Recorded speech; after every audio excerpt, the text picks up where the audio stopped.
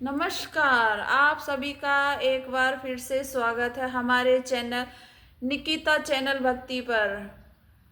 आप सुनेंगे निर्जला एकादशी व्रत कथा।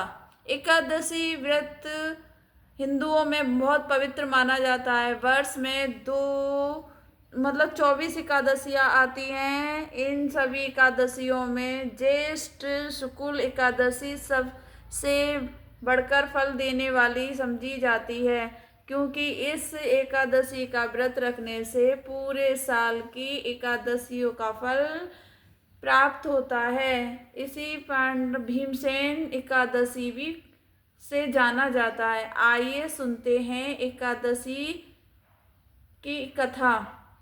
पांडवों में सबसे शक्तिशाली भीमसेन ने व्यास जी से कहा, हे परम पूज्यमान पितामह, मेरी बात सुनिए। राधा, युधिष्ठिर, माता कुंती, द्रौपदी, अर्जुन, नकुल, सहदेव ये सभी एकादशी को कभी भोजन नहीं करते हैं और मुझसे भी यही कहते हैं। भीमसेन, एकादशी को तुम भी कुछ मत खाया करो, परंतु मैं उनसे यह कहता हूँ, मुझसे भूख बर्दाश्त नहीं होती है। मैं भगवान की शक्ति पूजा आदि तो कर सकता हूँ, पर दान भी दे सकता हूँ, परंतु भोजन के बिना मैं नहीं रह सकता हूँ। इस पर व्यास जी ने कहा, हे भीमसेन, यदि तुम नरक को भोग स्वर्ग को अच्छा समझते हो तो हर महीने की दोनों एकादशियों को मत खाया का। भीम ने कहा, हे पितामह, मैं तो पहले ही कह चुका हूँ, मैं भूख से सहन नहीं कर सकता हूँ। यदि वर्ष भर में एक व्रत हो तो मैं उसे रख सकता हूँ, क्योंकि मेरे पेट में भूरत नाम की जो अग्नि है उसे मैं भोजन करके ही शांत कर सकता हूँ। भोजन करने से वह शांत रहती है, इसलिए पूरा उपवास तो एक समय भोजन के बिना मेरा रहना कठिन है। इसलिए आप मुझे कोई ऐसा व्रत बताइए जो वर्ष में एक ही बार करना पड़े और मुझे स्वर्ग की प्राप्ति हो जाए। ये सुनकर श्री व्यास जी ने कहा, हे पुत्र, बड़े बड़े ऋषियों ने बहुत से शास्त्र बनाए हैं, जिनसे बिना धन के परिश्रम से ही स्वर्ग की प्राप्ति हो सकती है। इसी प्रकार शास्त्रों में बताया गया है, दोनों पक्षों की एकादशी के व्रत करने के मुक्ति मिल जाती है।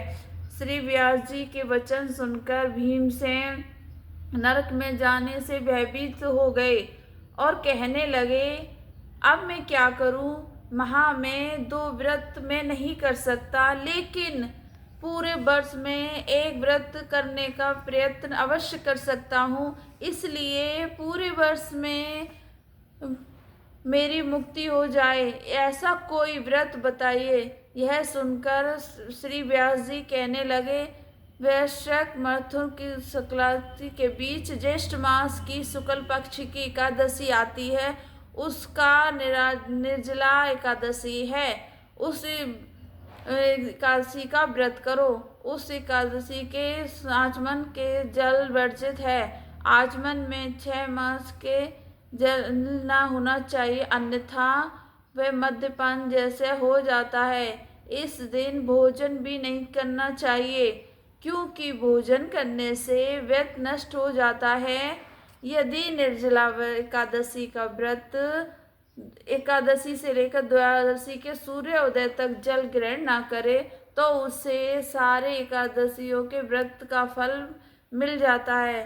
द्वादशी को सूर्योदय से पहले स्नान आदि करके ब्राह्मणों को दान देना चाहिए।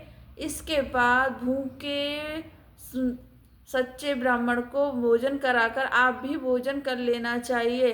इसका फल पूरे वर्ष संपूर्ण एकादशियों के बराबर होता है। व्यास जी कहने लगे, हे भीमसेन, मुझको स्वयं भगवान ने बताई है। एकादशी का पुण्य समस्त तीर्थों और दानों से अधिक है, लेकिन एक दिन मनुष्य निर्जल रहने से उसे समस्त पापों से मुक्ति मिल जाती है। जो मनुष्य निर्जला एकादशी का व्रत करता है उनकी मृत्यु के समय यमदूत आनंद नहीं गिरते हैं, उन्हें भगवान के पाश्चात पुष्पक विमान में ले आते। अर्थात संस्थान में सबसे श्रेष्ठ निर्जला एकादशी का व्रत है, इसलिए पूरे व्रत श्रद्धा के साथ इस व्रत को करना चाहिए। उस दिन ओम नमो भगवते वासुदेवाय का मंत्र का जाप का उच्चारण करना चाहिए और हो सके गौदान भी अवश्य करना चाहिए। इस प्रकार श्री व्यास जी की आज्ञा अनुसार भीमसेन इस व्रत को किया, इसलिए इस एकादशी को भीमसेन एकादशी या पांडव एकादशी भी कहा जाता है।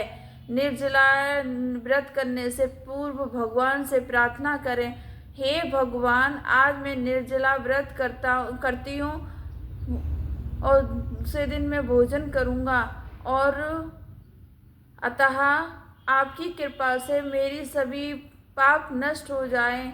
जल से भरा एक घड़ा वस्त्र से ढककर दान करना चाहिए। जो लोग ये यज्ञ आदि करते हैं उनका फल तो वर्णन ही नहीं किया जा सकता है। इस एकादशी के व्रत से मनुष्य स्वर्गलोक को भी प्राप्त होता है। जो मनुष्य अन्न खाते हैं वो चंडाल के समान होते हैं, वो अंत में नरक में जाते हैं। जिसमें निर्जला एकादशी का व्रत किया है, चाहे ब्रह्म हत्यारा हो, मदिरा पान करता हो, चोरी करता हो या गुरु के साथ द्वेष करता हो, इस व्रत के प्रभाव से वह स्वर्ग जाता है।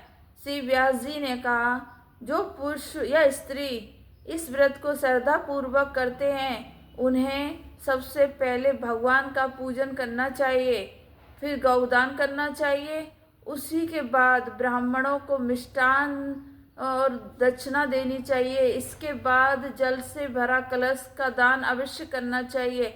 निर्जला के दिन अन्न, वस्त्र और जूते आदि का दान भी करना चाहिए। जो मनुष्य भक्ति पूर्वक कथा सुनते हैं या पढ़ते हैं उन्हें निश्चय ही स्वर्ग की प्राप्ति होती है। तो ये थी निर्जला एकादशी की व्रत कथा।